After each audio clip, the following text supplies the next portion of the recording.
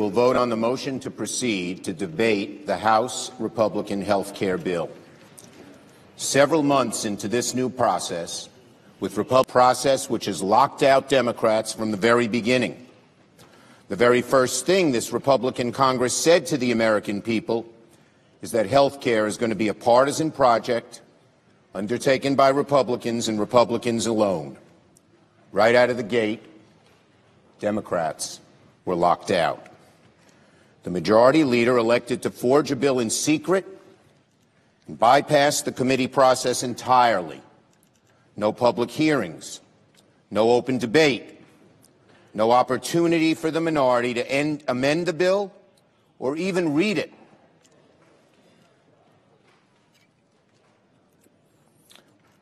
No opportunity for the minority to amend the bill or even read it before it emerged from the leader's office. Their plan all along was to keep their bill hidden for as long as possible, evade scrutiny, hide the truth from the American people, and then jam the bill through in the dead of night on a party line.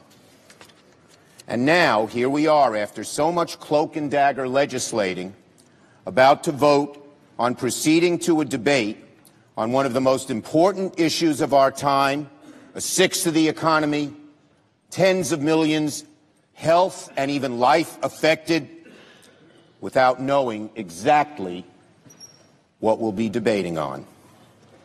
Perhaps nothing could sum up the process that's gotten us here quite as well as this.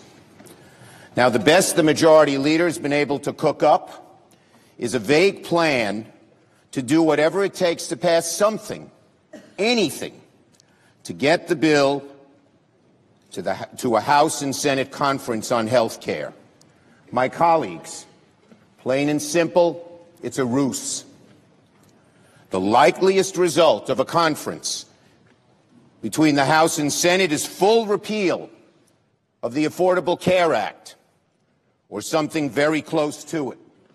It will certainly mean drastic cuts in Medicaid, huge tax cuts for the wealthy, no help for those with pre-existing conditions, and tens of millions losing health care, particularly in poorer and more rural states.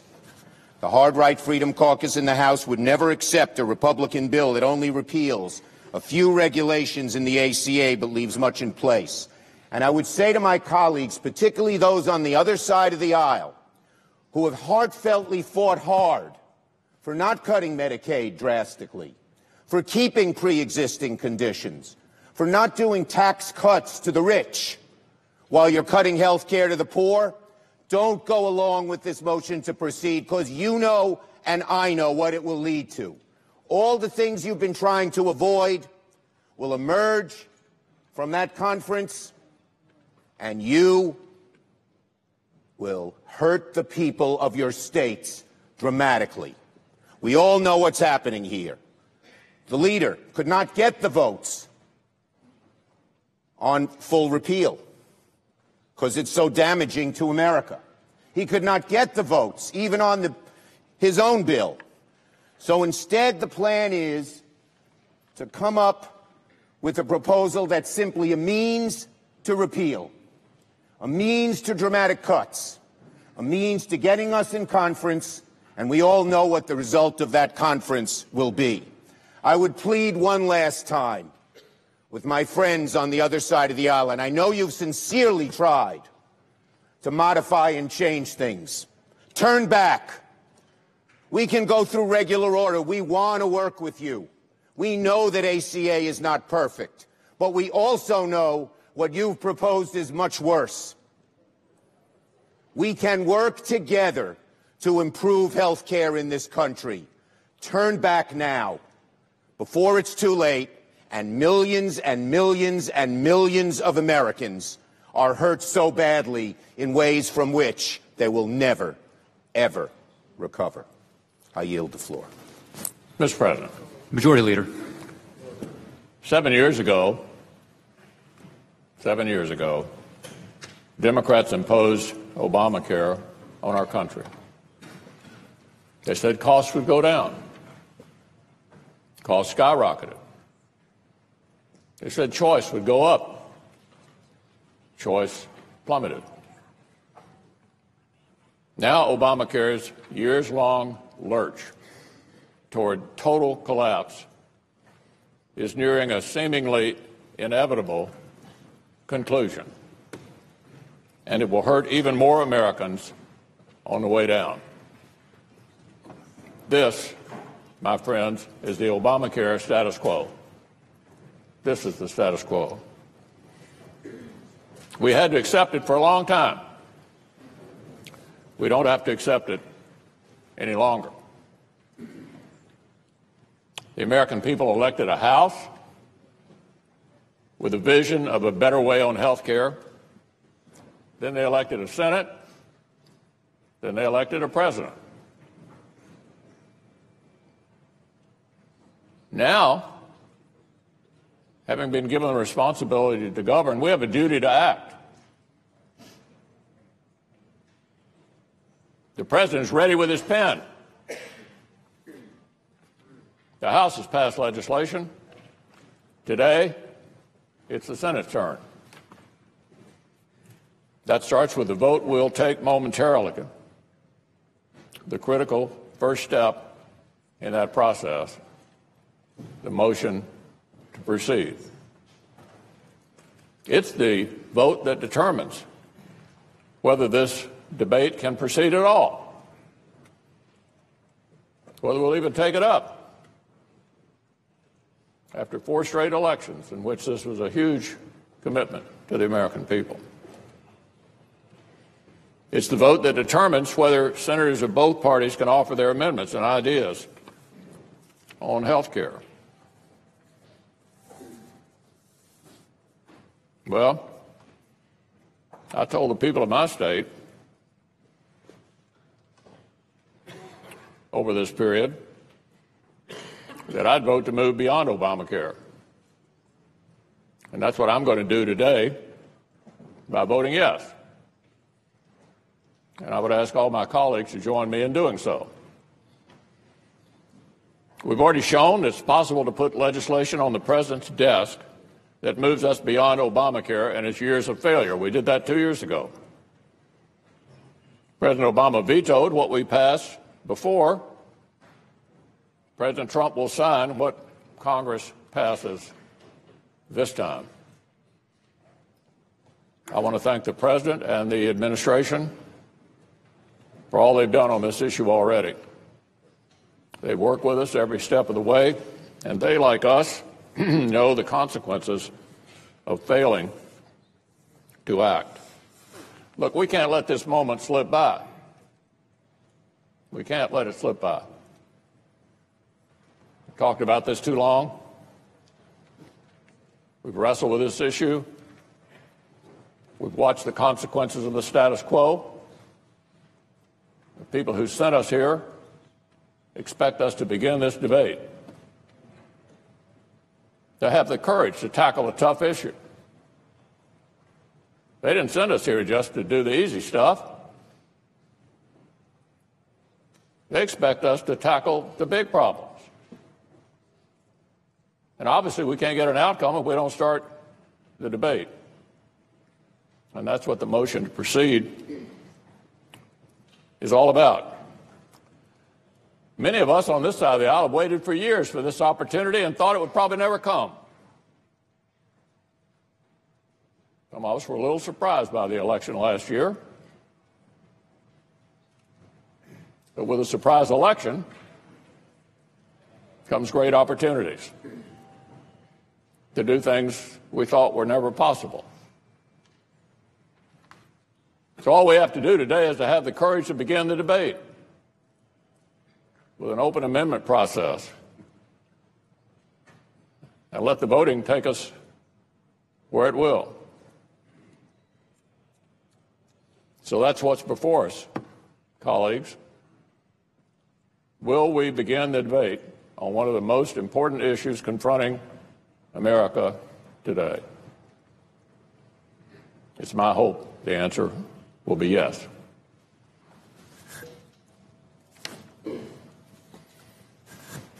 Now, Mr. President, I ask unanimous consent that following the vote, Senator McCain be recognized to speak for debate only for up to 15 minutes, and that the time not count on H.R. 1628.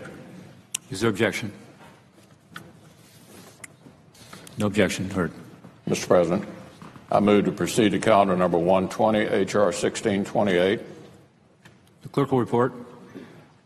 Motion to proceed to calendar number 120, H.R. 1628, an act to provide for reconciliation pursuant to Title II of the concurrent resolution on the budget for fiscal year 2017. As for the ayes and nays. As for the ayes and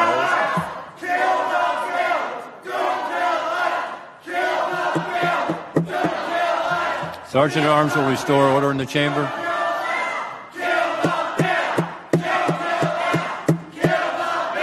Sergeant at Arms will restore order in the chamber, please.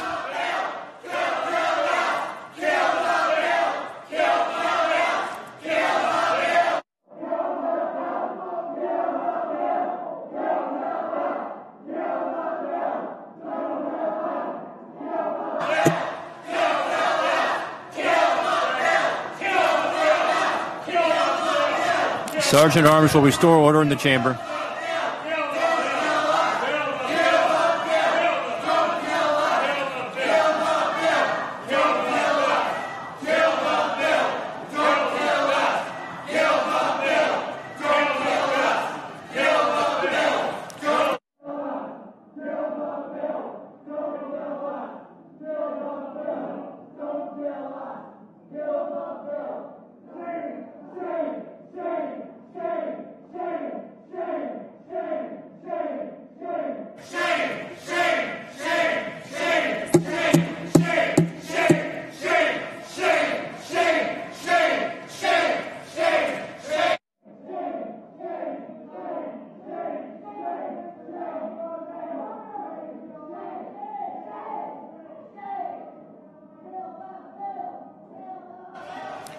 The question is on the motion to proceed.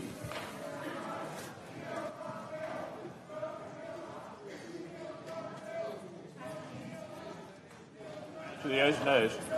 Is there sufficient second? There is. The clerk will call the roll. Mr. Alexander. Ms. Baldwin. Mr. Barrasso. Mr. Bennett. Mr. Blumenthal. Mr. Blunt. Mr. Booker. Mr. Bozeman. Mr. Brown. Mr. Burr. Ms. Cantwell. Mrs. Capito. Mr. Cardin. Mr. Carper. Mr. Casey. Mr. Cassidy. Mr. Cochran. Ms. Collins. Mr. Coons. Mr. Corker. Mr. Cornyn. Ms. Cortez Masto. Mr. Cotton. Mr. Crapo. Mr. Cruz. Mr. Daines. Mr. Donnelly. Ms. Duckworth. Mr. Durbin. Mr. Enzi. Mrs. Ernst. Mrs. Feinstein. Mrs. Fisher. Mr. Flake.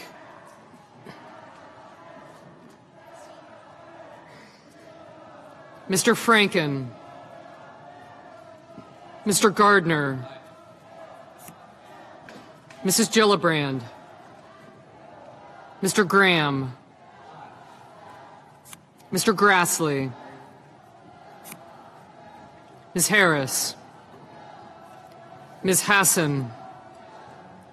Mr. Hatch. Mr. Heinrich. Ms. Heitkamp. Mr. Heller. Ms. Hirono, Mr. Hoven, Mr. Inhofe,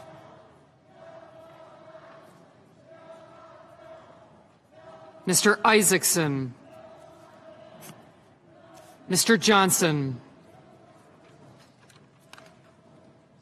Mr. Kane, Mr. Kennedy, Aye. Mr. King, Ms. Klobuchar, Mr. Lankford, Mr. Leahy, Mr. Lee, Mr. Manchin, Mr. Markey, Mr. McCain,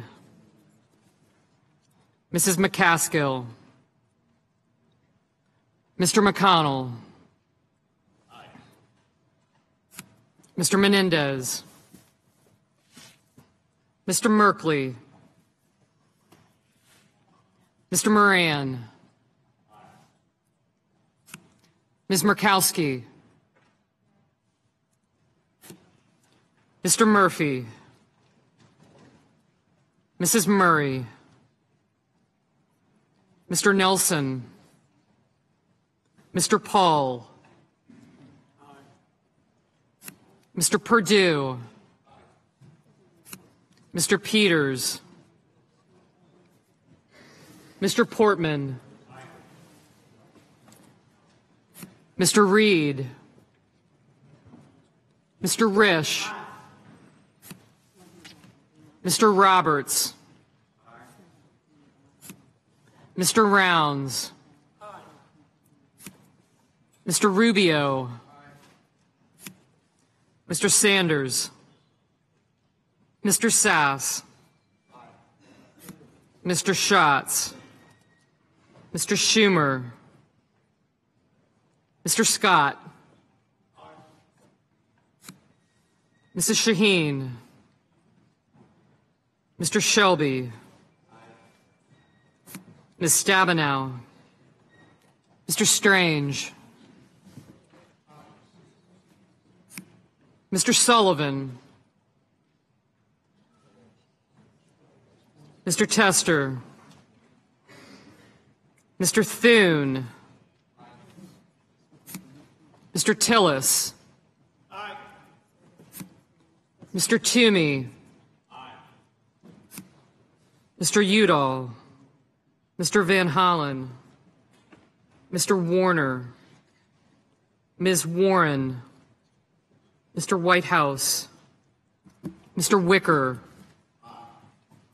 Mr. Wyden, Mr. Young.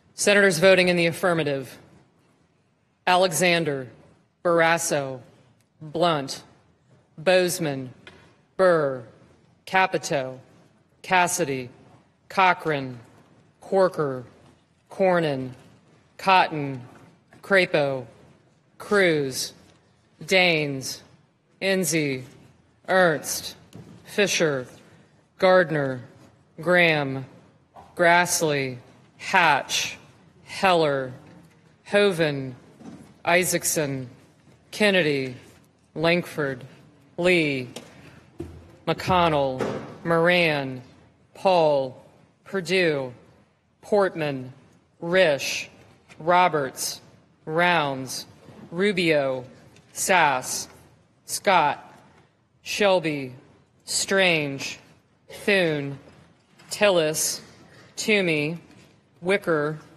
and Young. Senators voting in the negative: Collins and Murkowski.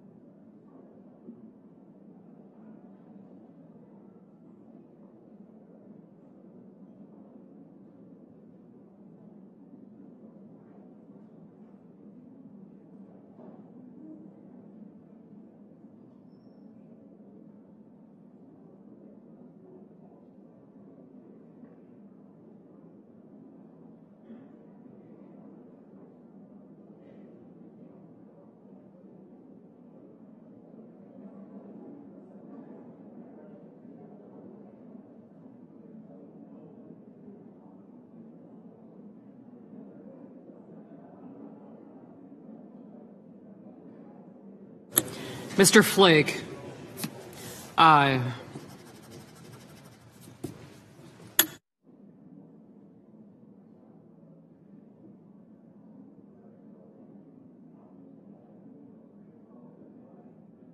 Mr. Sullivan? Aye.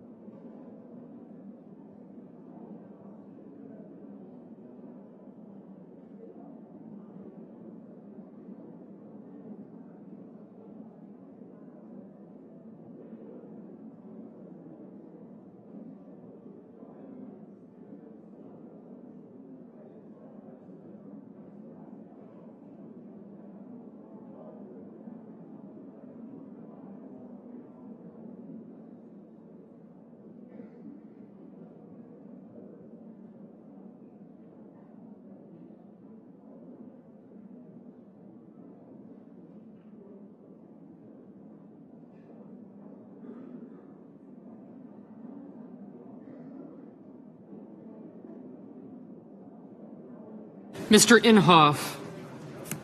Aye.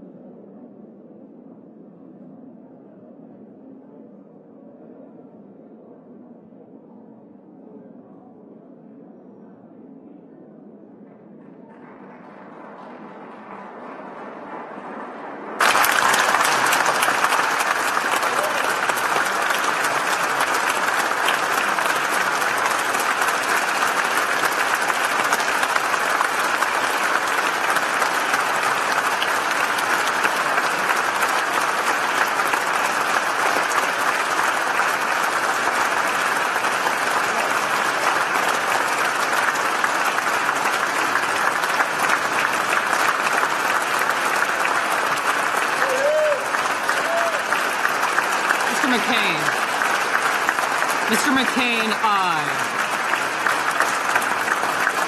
Mr. Johnson. Mr. Johnson, aye.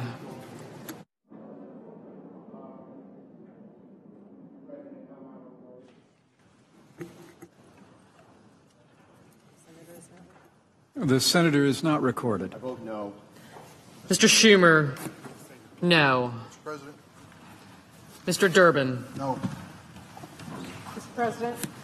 Mr. Durbin, no. Mr. President? Mrs. Murray. No. Mrs. Murray, no. Mr. Wyden. No. Mr. Wyden, no. Mr. President? Mr. Leahy. No. Mr. Leahy, no. Madam President? Mrs. Feinstein. No. Mrs. Feinstein, no. Mr. Nelson. No. Mr. Nelson, no. Ms. Stabenow. Ms. Stabenow, no. Mr. Manchin. Mr. Manchin, no. Ms. Baldwin. Ms. Baldwin, no. Mr. Cardin. Mr. Cardin, no. Mr. Tester. Mr. Tester, no. Mr. Carper. Mr. Carper, no. Mr. Heinrich. Mr. Heinrich, no. Mr. Donnelly. No. Mr. Donnelly, no. Mr. Kane. No. Mr. Kane, no. Ms. Duckworth. Ms. Duckworth, no. Mr. Franken. Mr. Franken, no. Mr. Casey.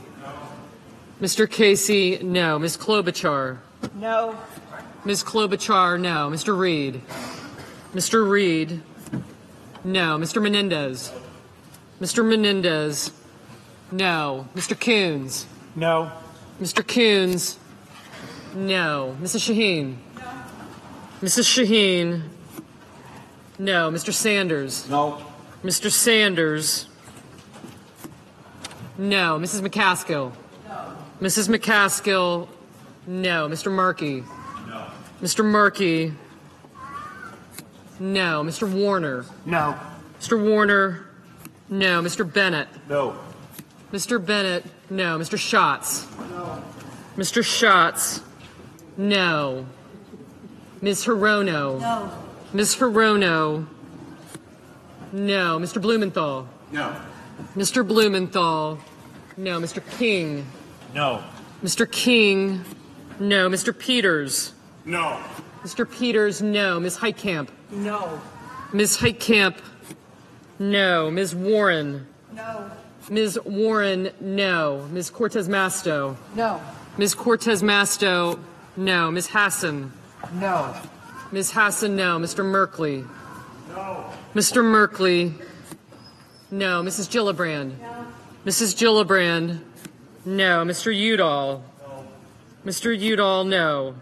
Mr. Whitehouse. No. Mr. Whitehouse, no. Mr. Murphy. No. Mr. Murphy, no. Mr. Booker. No. Mr. Booker, no. Ms. Cantwell. Ms. Cantwell, no. Mr. Brown. No. Mr. Brown, no. Ms. Harris. No. Ms. Harris, no.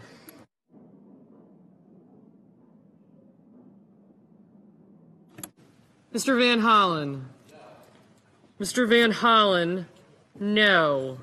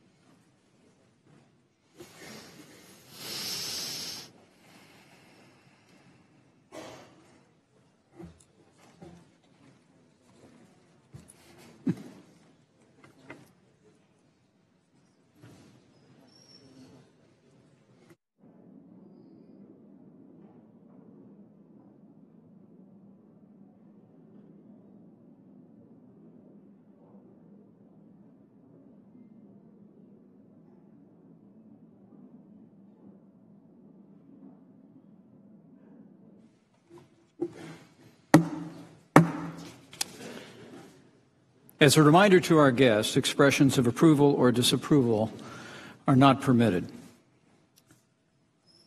On this vote, the yeas are 50 and the nays are 50. The Senate being equally divided, the Vice President votes in the affirmative and the motion is agreed to. The clerk will report the bill.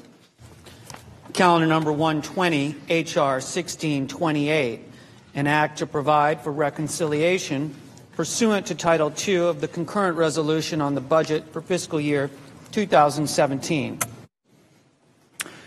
The senior senator from Arizona is recognized. I thank you, Mr. President. I've stood in this place many times and addressed as president many presiding officers. I've been so addressed when I've sat in that chair, and that's as close as I'll ever be to a presidency. But anyway, it's an honorific we're almost indifferent to, isn't it? In truth, presiding over the Senate can be a nuisance, a bit of ceremonial bore, and it is usually relegated to the more junior members of the majority. But I stand here today, looking a little worse for wear, I'm sure. I have a refreshed appreciation for the protocols and customs of this body and for the other 99 privileged souls who have been elected to this Senate. I've been a member of the United States Senate for 30 years. I had another long, if not as long, career before I arrived here, another profession that was profoundly rewarding, and in which I had experiences and friendships that I revere. But make no mistake, my service here is the most important job I've had in my life. And I'm so grateful to the people of Arizona for the privilege, for the honor of serving here and the opportunities it gives me to play a small role in the history of the country that I love. I've known and admired men and women in the Senate who played much more than a small role in our history, true statesmen, giants of American politics.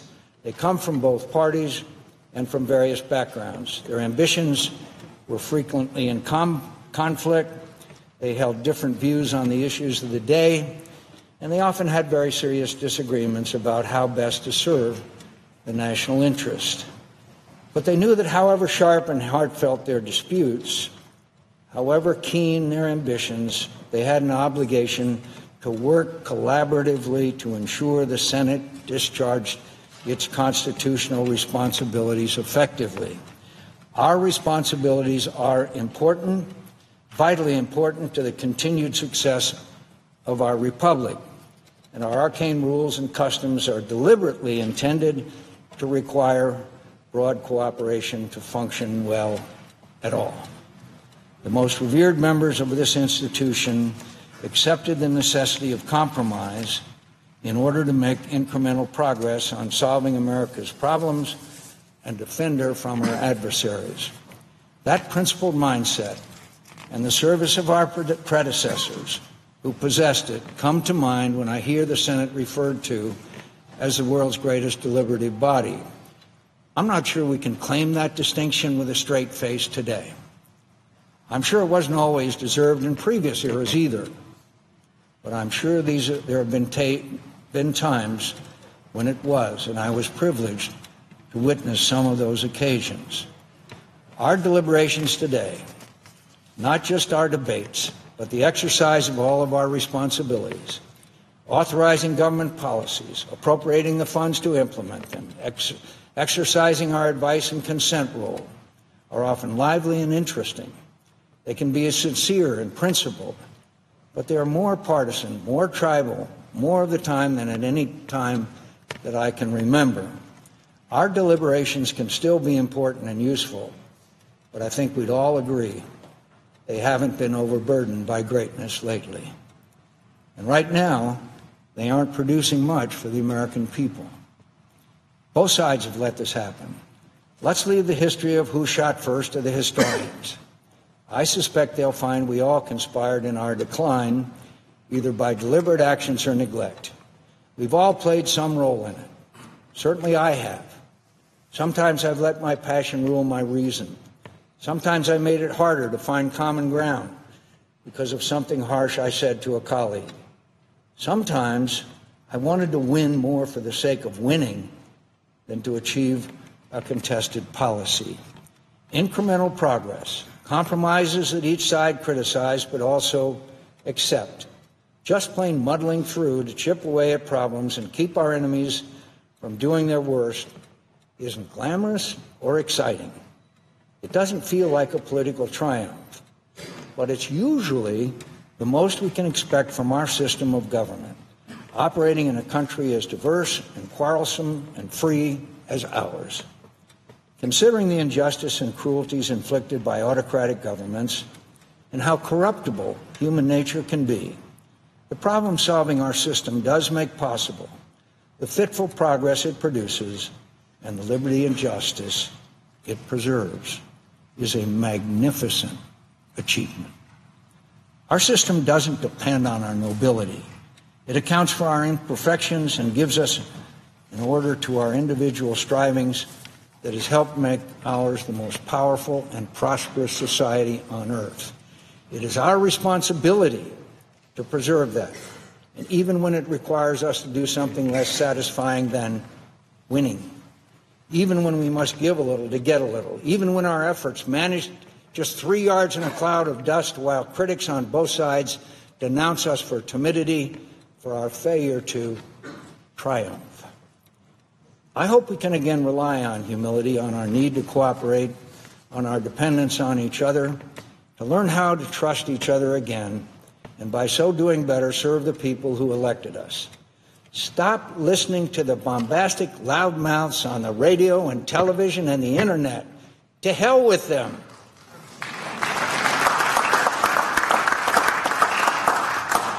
They don't want anything done for the public good.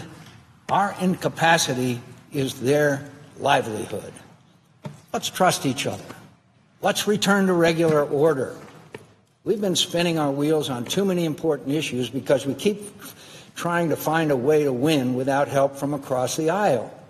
That's an approach that's been employed by both sides mandating legislation from the top down without any support from the other side, with all the parliamentary maneuvers that requires. We're getting nothing done, my friends. We're getting nothing done. And all we've really done this year is confirm Neil Gorsuch to the Supreme Court. Our health care insurance system is a mess. We all know it, those who support Obamacare and those who oppose it. Something has to be done. We Republicans have looked for a way to end it and replace it with something else without paying a terrible political price. We haven't found it yet, and I'm not sure we will. All we've managed to do is make more popular a policy that wasn't very popular when we started trying to get rid of it. I voted for the motion to proceed to allow debate to continue and amendments to be offered. I will not vote for this bill as it is today. It's a shell of a bill right now. We all know that.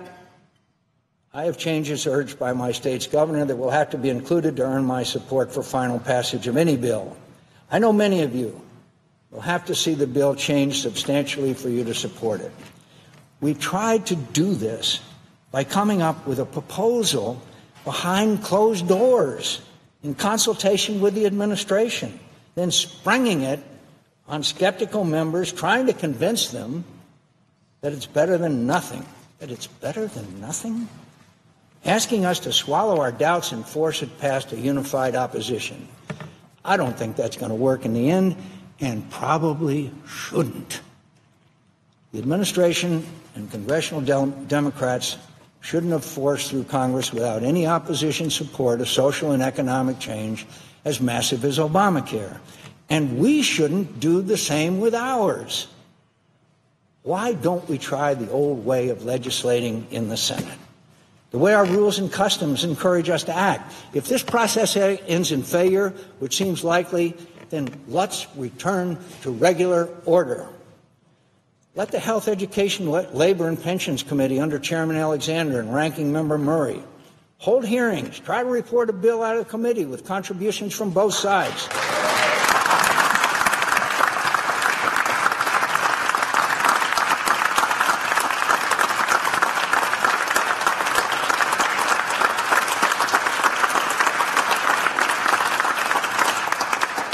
Something that my dear friends on the other side of the aisle didn't allow to happen 9 years ago.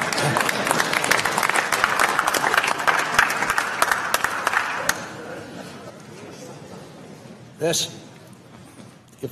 see if we can pass something that will be imperfect, full of compromises, and not very pleasing to implacable partisans on either side, but that might provide workable solutions to problems Americans are struggling with today. What have we to lose by trying to work together to find those solutions? We're not getting done much apart. I don't think any of us feels very proud of our incapacity. Merely preventing your political opponents from doing what they want isn't the most inspiring work. There's greater satisfaction in respecting our differences, but not letting them prevent agreements that don't require abandonment of core principles, agreements made in good faith that help improve lives and protect the American people. The Senate is capable of that. We know that. We've seen it before. I've seen it happen many times, and the times when I was involved, even in a modest way, with working on a bipartisan response to a national problem or threat, are the proudest moments of my career and by far the most satisfying. This place is important. The work we do is important. Our strange rules and seemingly eccentric practices that slow our proceedings and insist on our cooperation are important. Our founders envisioned the Senate as the more deliberative, careful body that operates at a greater distance than the other body from the public passions of the hour. We are an important check on the powers of the executive. Our consent is necessary for the President to appoint jurists and powerful government officials, and in many respects, to conduct foreign policy. Whether or not we are of the same party, we are not the President's subordinates. We are his equal. As his responsibilities are onerous, many and powerful, so are ours. We play a vital role in shaping and directing the judiciary, the military, in the cabinet in planning and supporting foreign and domestic policies. Our success in meeting all these awesome constitutional obligations depends upon cooperation among ourselves. The success of the Senate is important to the continued success of America. This country, this big, boisterous, brawling, intemperate, restless, striving, daring, beautiful, bountiful, brave, good, and magnificent country, needs us to help it thrive. That responsibility is more important than any of our personal interests or political affiliation. We are the servants of a great nation, a nation conceived in liberty and dedicated to the proposition that all men are created equal. More people have lived free and prosperous lives here than in any other nation. We've acquired unprecedented wealth and power because of our governing principles and because our government defended those principles. America has made a greater contribution than any other nation to an international order that has liberated more people from tyranny and poverty than ever before in history.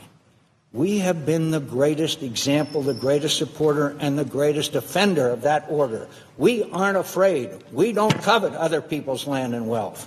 We don't hide behind walls. We breach them. We are a blessing to humanity. What greater cause could we hope to serve in helping keep America the strong, aspiring, inspirational beacon of liberty and defender of the dignity of all human beings and their right to freedom and equal justice? That is the cause that binds us and is so much more powerful and worthy than the small differences that divide us. What a great honor and extraordinary opportunity it is to serve in this body. It's a privilege to serve with all of you. I mean it. Many of you have reached out in the last few days with your concern and your prayers. And it means a lot to me. It really does. I've had so many people say such nice things about me recently that I think some of you must have me confused with someone else. I appreciate it, though, every word, even if much of it isn't deserved. I'll be here for a few days. I hope managing the floor debate on the defense authorization bill, which I'm proud to say is again a product of bipartisan cooperation and trust among the members of the Senate Armed Services Committee. After that, I'm going home for a while to treat my illness. I have every intention of returning here and giving many of you cause to regret all the nice things you said about me. And I hope to impress on you again that it is an honor to serve the American people in your company. Thank you, fellow senators. Mr. President, I yield the floor.